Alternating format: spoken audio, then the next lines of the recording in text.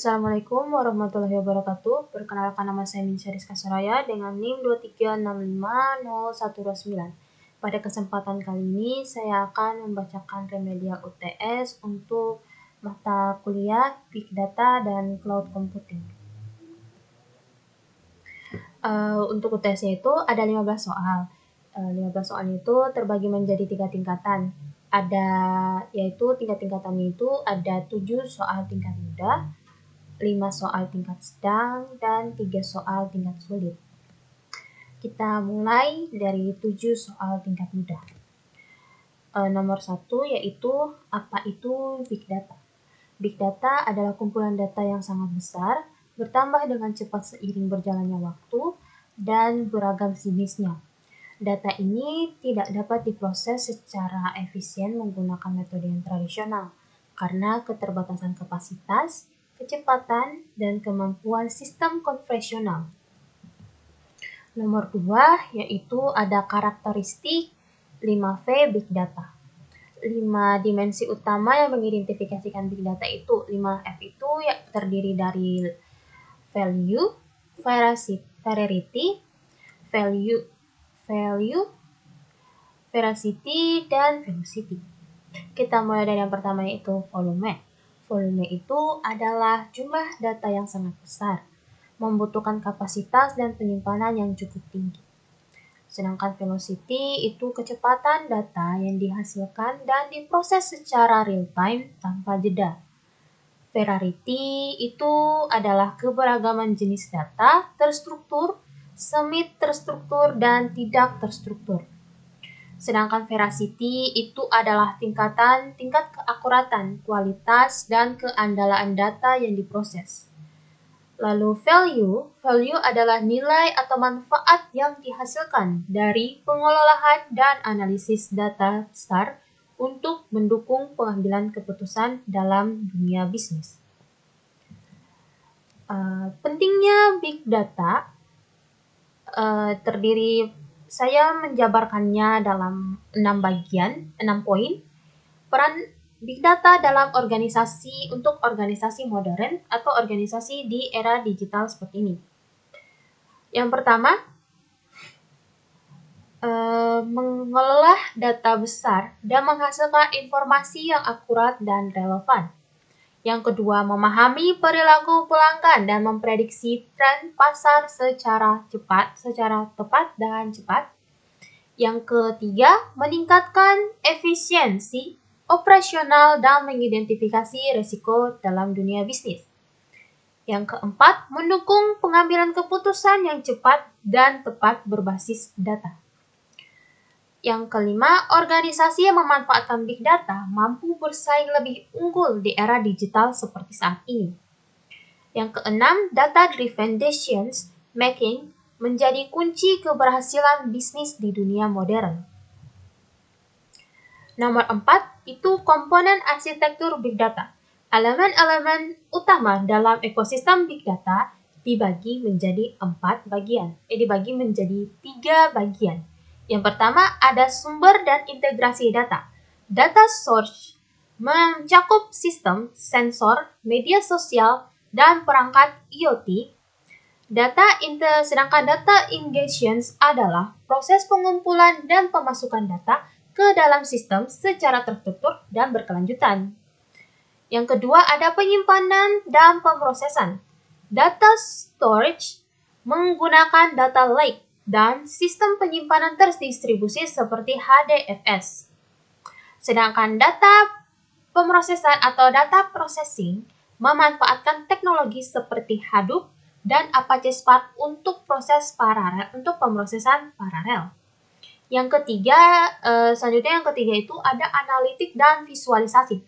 Data analitik dan visualization adalah tahap analisis pola, tren, dan penyajian hasil data menjadi informasi yang lebih bernilai yang mampu mendukung pengambilan keputusan bisnis yang lebih tepat. Nomor 5, ada model pemrograman MapReduce. MapReduce itu dibagi menjadi 2 bagian, ada map dan reduce.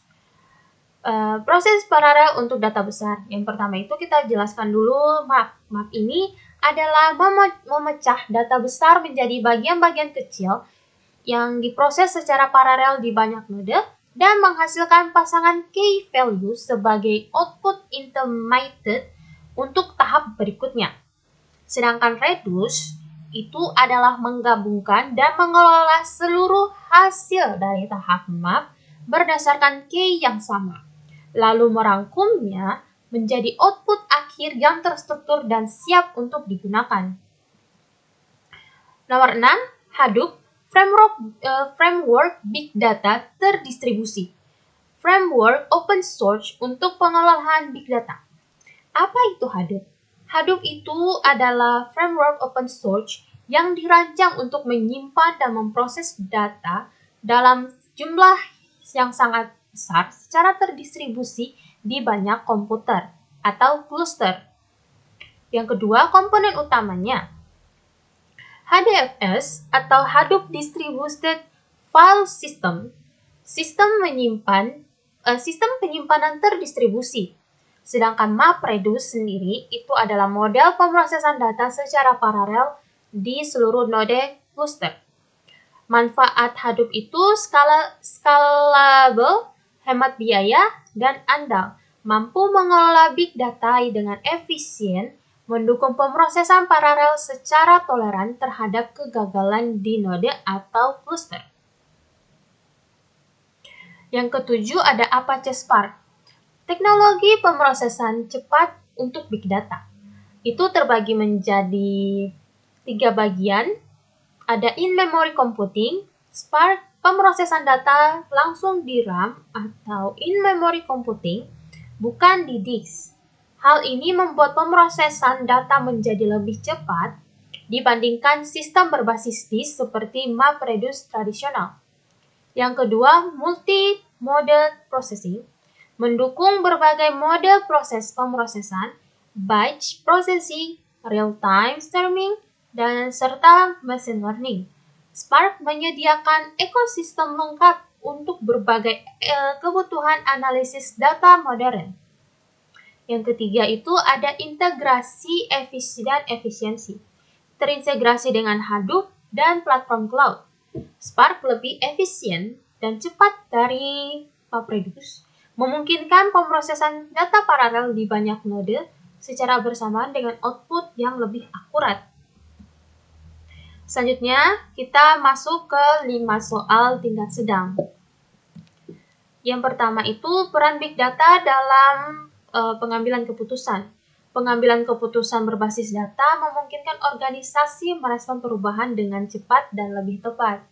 Big Data membantu mengidentifikasi resiko, mengoptimalkan proses, dan menciptakan nilai bisnis yang berkelanjutan. Keputusan berbasis data itu atau data driven, di sini saya membaginya itu menjadi 3. Yang pertama itu analisis data besar untuk mendapatkan informasi yang akurat dan relevan. Yang kedua, memahami keputusan pelanggan dan memprediksi tren pasar. Yang ketiga, meningkatkan efisiensi operasional dan mengidentifikasi peluang dalam dunia bisnis. Nomor 2, hubungan komponen Big Data, alur interaksi antar komponen dalam ekosistem Big Data. Yang pertama itu ada data source dan data storage. Data dikumpulkan dari sistem, sensor, media sosial, dan IoT. Lalu disimpan secara aman dan terkelola dalam data lake atau sistem penyimpanan terdistribusi. Yang kedua ada data processing. Data yang tersimpan diproses melalui pembersihan dan penggabungan menggunakan teknologi seperti Hadoop dan Spark untuk menghasilkan data berkualitas yang lebih tinggi. Analisis dan keputusan. Data analis untuk menemukan pola dan tren, menghasilkan informasi bernilai yang mendukung pengambilan keputusan bisnis yang cepat dan tepat. Selanjutnya alur kerja MapReduce itu. Tahapan pemrosesan data besar secara paralel dan efisien dibagi menjadi 3 bagian. Ada input dan map. Data besar di HDFS atau Hadoop Distributed File System dibagi menjadi split. Setiap split diproses oleh fungsi map secara paralel menghasilkan pasangan key value dari data input. Selanjutnya yang kedua ada shuffle dan sort. Hasil key value dari map dikelompokkan dan diurutkan berdasarkan key yang sama. Proses ini mempersiapkan data agar siap diolah oleh fungsi reduce. Yang terakhir atau yang ketiga itu ada reduce dan output. Reduce menggabungkan, menghitung dan merangkum data hasil shuffle. Lalu output akhir disimpan kembali ke HDFS atau Hadoop Distributed File System. Keuntungan yang didapat itu adalah paralel, cepat, efisien, dan akurat. Selanjutnya, hubungan HDFS atau Hadoop Distributed File System dan MapReduce dalam Hadoop. Sinergi komponen utama framework, yaitu Hadoop Distributed File System atau HDFS, menyimpan data dalam blok-blok terdistribusi di banyak node. Data dibagi menjadi blok berukuran tetap dan disimpan secara redundan untuk keandalan tinggi. MapReduce kemudian diproses setiap blok secara paralel, sehingga pekerjaan besar dapat diselesaikan dengan cepat dan efisien. Kerjasama antara HDFS atau Hadoop File System atau Hadoop Distributed File System dan MapReduce menjadikan Hadoop platform yang cepat, efisien, dan scalable. HDFS atau Hadoop Distributed File System menyediakan data lokal untuk diproses MapReduce atau bisa dibilang data locality, mengurangi transfer jaringan. Hasilnya, pemrosesan big data paralel yang lebih andal akan menghasilkan hemat waktu, dan mampu menangani volume data yang sangat besar. Mengapa Spark lebih cepat? Karena in-memory computingnya itu prosesnya itu di RAM, bukan di disk. Mengurangi waktu akses data secara signifikan. Pemrosesan paralel di banyak komputer sekaligus. Analisis data lebih efisien dan cepat. Selanjutnya kita masuk di 3 soal tingkat sulit.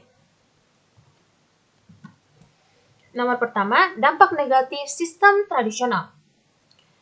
Keterbatasan dalam mengelola big data.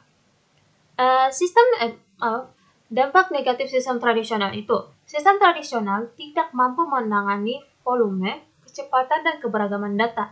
Akibatnya, organisasi kehilangan peluang bisnis dan kesulitan bersaing dengan teknologi modern yang lebih scalable dan efisien. Keterbatasan dalam mengelola data itu bisa memungkinkan terjadinya keterbatasan kapasitas penyimpanan yang terbatas, proses data lambat dan tidak efisien, penurunan efektivitas pengambilan keputusan, dan biaya pemeliharaan akan lebih tinggi. Selanjutnya, bagaimana MapReduce menangani data besar? Caranya itu dengan 3 bagian, yaitu pembagian data. Yang pertama ada pembagian data. Data besar dibagi menjadi bagian-bagian kecil atau split untuk diproses secara paralel di banyak node, mengurangi beban pemrosesan secara lebih signifikannya.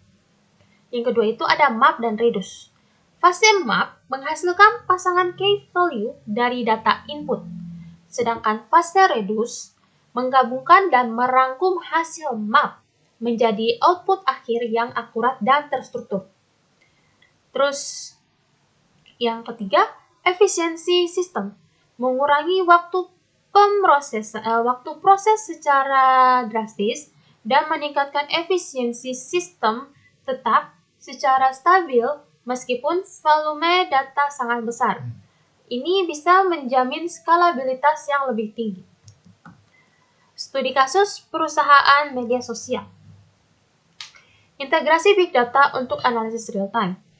Itu dibagi menjadi 6 bagian, yaitu data 5V dari jutaan unggahan dan interaksi. Arsitekturnya itu dari sumber, lalu ke ingestions, lalu ke storage, lalu ke processing, dan berakhir di analistik. Lalu HDFS atau Hadoop Distributed System menyimpan data terdistribusi dengan akses yang lebih cepat.